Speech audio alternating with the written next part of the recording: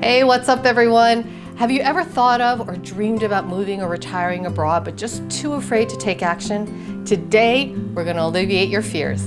I'm Risa Morimoto, your host, and you're watching Modern Aging, where we chat about innovative and holistic ways to care for one another as we age. Be sure to click on that subscribe button and that little bell so you're notified whenever new episodes are uploaded. Today, I'm going to talk with my friend Taniel Chemsian. Taniel's originally from LA, but he moved to Puerto Vallarta, Mexico about 16 years ago. He's now a successful real estate broker, and some of you actually may know him from his appearances on House Hunters International. If you haven't seen our chat on why Puerto Vallarta is a great place to retire, you're definitely going to want to check out that video. We talked about the excuses and stories we create in our heads that prevent us from making the leap and fulfilling our dreams to live a better life abroad, and what we can do to overcome those fears. So check it out. Here we are again, Puerto Vallarta. Before you know it, it's like, it goes like that. I feel like I'm here all the time. I'm starting to feel like I live here. Yeah. That's not a bad thing, is No, it? that's a good thing. Yeah. It's been what, a few months? A few months? Yeah, time flies. No, it's good, it's good.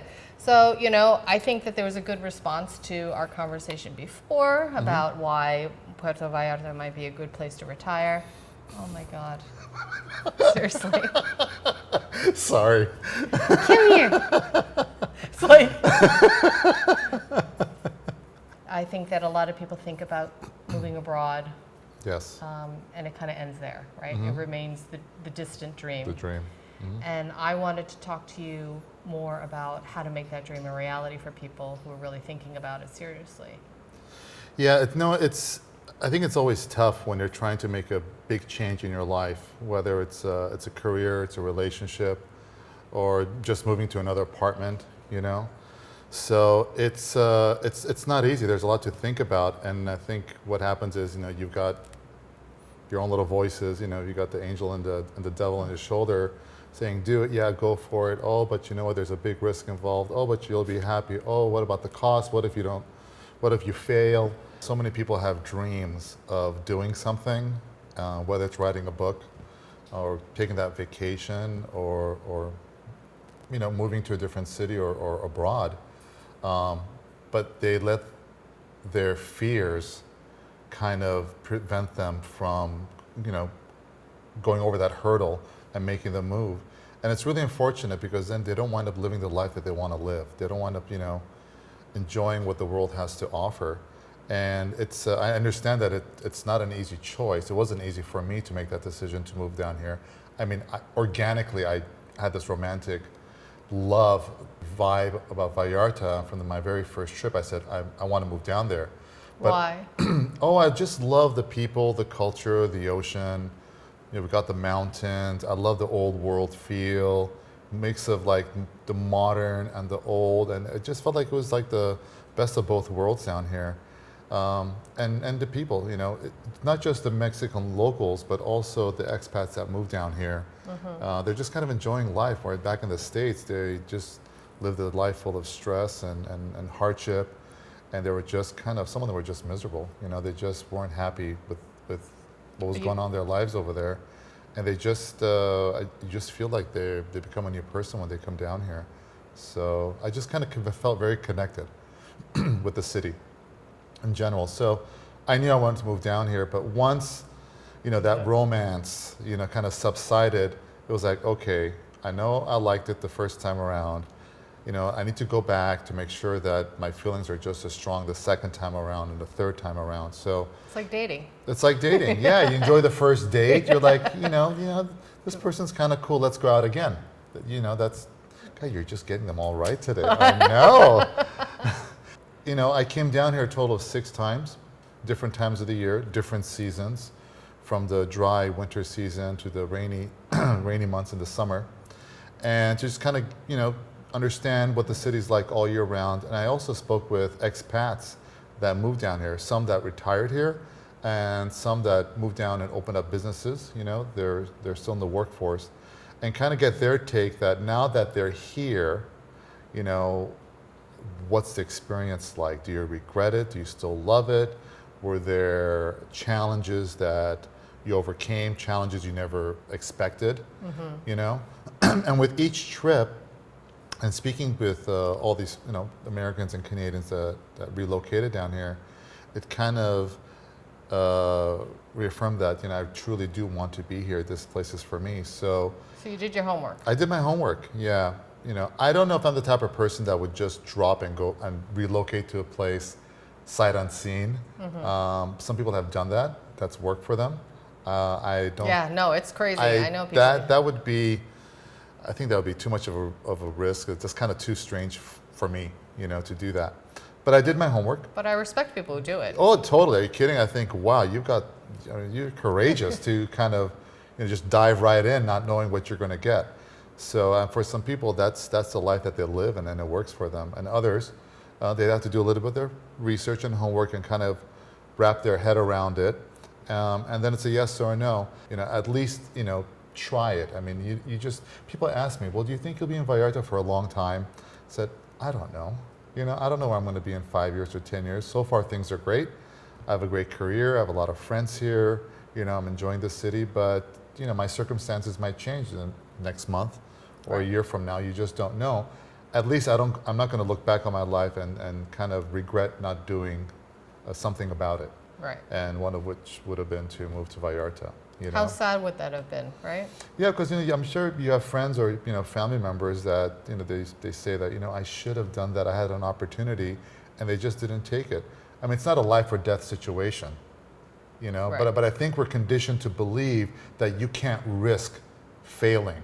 And if you're going to think about failing at everything, you're not going to move in any direction. You're just going to be, you know, sitting here, which I think you have been for the last few months, you know, and just not moving forward or backward. You're just kind of stuck. Yeah. And I see so many people that are stuck that they're unhappy. So I think once you make that decision that, yes, I want to do it, somehow you're going to figure out a way. You know, you're gonna financially you'll make it work. You know, if you have to liquidate things in your house and, oh my God, how am I going to move? I have so many things. I mean, I sold everything. I came down with my clothes and my CDs. CDs, I know, and a CD player, you know, and that was it. And everything else, over time, I just built. You could buy dishes here again. You could buy your sofa. You know, right. Just kind of over time, you can just. Those are just materialistic things. Right. And it probably feels good to purge, right? Oh, it's great, and it's really. It's really amazing. I think people have more abilities within themselves than they give themselves credit for. Because they think, oh, I can't do that. Oh my God, it's going to be so hard. Yeah, it is going to be hard, you know? I mean, that's just the way it is. Relationships are hard, you know? To be a success in your career, it's a lot of work. It's not going to just land on your lap. You know, I see you traveling all over the world nonstop, and I'm sure you miss, you know, your husband and your family. But, you know, you're a success because you've had to make decisions, and you're still married. You still have a great kid. She's grown, you know. I mean, it all works out, doesn't it? Somehow, right. Somehow it works out. And I think we all owe it to ourselves to live a better life, a life that we want to live, and pursue that, you know, instead of listening to the demons or other people around you that are kind of, you know, saying, oh my God, are you sure you want to do that? Are you sure you want to quit your job? Are you sure you want to move? Are you sure you want? Well, then all of a sudden you're kind of lost and confused, and you just wind up just being paralyzed. And what an awful way to live, you know? What do you see as some of the hurdles that people have to overcome to kind of say, yes, I'm going to finally do this? I mean, I think most of them is probably, you know, in their own head. Yeah, I think mentally you need to have a definite purpose and a goal, and not worry about all the what ifs. I think once you have a definite purpose and have the self-confidence within yourself that you're going to achieve it. When I went into real estate, I knew nothing about it. You know, I thought, oh my God, what did I do? This is not my world, but I didn't want to fail. So what I do, I kept reading and going to work, to the office 4 or 5 in the morning, just so I have some time alone. I could figure things out and kind of process things and learn and read. And eventually, everything started to fall into place. So I think people you need to make a decision that, yes, I'm doing this, and then not look back and just say, and not listen to all the negativity that, oh my God, this is impossible. There's too much of a risk. I mean, how the hell, what kind of job you're going to find? I found a job. I mean, I was a waiter, then I was a bartender for a while, and then I opened up my own clothing store. You know, after being here for a year and a half, I thought, okay, you know what? I've been here for a year and a half. I need to generate some serious income, so I opened up my own men's boutique clothing store. And then I took the next step. I went into real estate, and I've been doing that for the last 16 years. So making the decision and having the self-confidence that you're going to achieve it, and guess what? Consciously and subconsciously, your mind, your spirit is working to achieve those goals, and before you know it, you're there. You know, I mean, and everything around us is because people have taken a chance, from, you know, designing a skirt, a table, a camera, you know, going to the moon, you know, mobile phones. I mean, all of those things were, Someone took a risk. somebody took a risk and did the design work, and it was all there, and they refused to fail at designing and manufacturing and creating and going to the moon and creating motion picture and all of that. So it's all doable. You just have to have the self-confidence and not listen to people that are going to drag you down, because some people and sometimes it's not intentionally, you know, they're just kind of afraid for you, or they're worried that if you're gone, then their circumstances and the way they work and their life, or whatever they do, they have to adjust accordingly. So there's some selfishness there, or there's some real true concerns. And I think you're not being selfish by pursuing your dreams and your goals. It's selfish of you to expect someone else to live their life according to your dreams and your goals. Right. You know, you really, that's when right. someone else is selfish and is holding you back from pursuing that. At least if you try to go for it, if it works out or it doesn't, at least you took the chance and you say, you know what, I gave it my all, and it worked out, or it didn't work out. You know, it was good for X number of years.